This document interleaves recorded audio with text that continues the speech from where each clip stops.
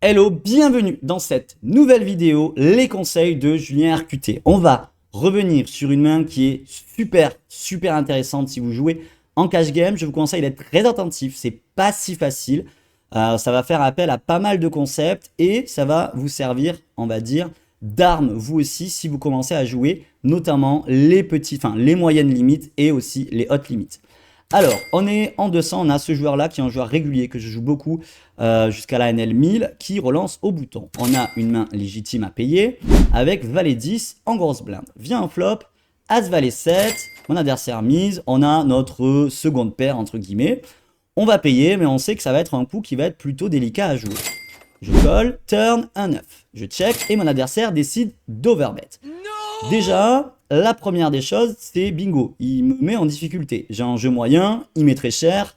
Comment je dois réagir? On va essayer de se poser les bonnes questions face à cet overbet. La première des choses, c'est essayer de se demander avec quoi notre adversaire est capable d'overbet. Donc, je vous conseille déjà sur votre tracker de coder la stat pourcentage d'overbet à la turn. Ça va vous permettre déjà de savoir et de définir un petit peu un panel de main de notre adversaire. Ce joueur-là overbet beaucoup les turns. Donc, quand on overbet beaucoup les turns, qu'est-ce que l'on a dans notre range? Donc, globalement, on a des tirages. On pourrait mettre ici, par exemple, tous les tirages à carreau, tous les tirages quinte. Donc, déjà, ça fait beaucoup de mains. Ensuite, on va mettre quelques jeux très forts. Ces jeux très forts, ça peut être 2-7, ça peut être, allez, pourquoi pas, 2 valets, ça peut être As-Valet, As-9, ici, et de temps en temps As-7. Donc vous voyez que déjà il y a beaucoup plus de mains à tirage que de mains en value. D'autant plus qu'on a un valet en main. Donc il y a moins de combos de As-Valet, de 2 valets, etc. Du coup on sait que notre adversaire va être plutôt déséquilibré. Il va overbet plutôt... Enfin, il a une tendance à avoir plus de tirages que de jeux très forts. Sauf que ça, Obélix, il le sait. Il le sait, donc pour rééquilibrer sa range, c'est-à-dire pour pas avoir trop de bluff dans son panel de mains par rapport à ses jeux très forts, il va aussi overbet des mains qui sont fortes, mais pas très fortes.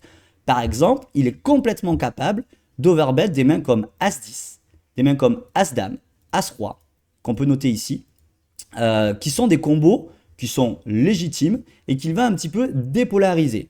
Oui, parce que s'il a As-Roi ici, il va se rééquilibrer justement en incluant plus de combos en value avec son overbet. Donc là, on sait que cet adversaire a tendance du coup à overbet beaucoup. Donc il a toute une partie de sa range qui est un petit peu friable. Il a des As-Roi, comme on a dit, des As-Dame, des As-10 et des tirages. S'il a mieux, GG, peut-être qu'il ne foldera pas. J'estime ici que du coup mon call n'est pas bon.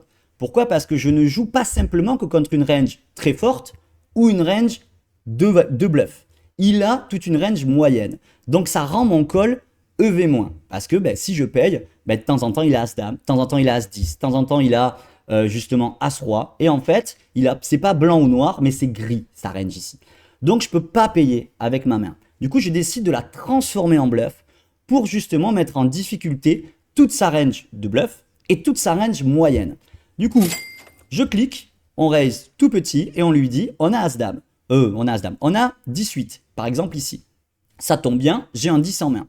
Mon adversaire décide de payer. River, on ferme les yeux et on fait tapis. En faisant tapis ici, ça permet de mettre en difficulté justement tous ces draws qui ne sont pas rentrés, évidemment.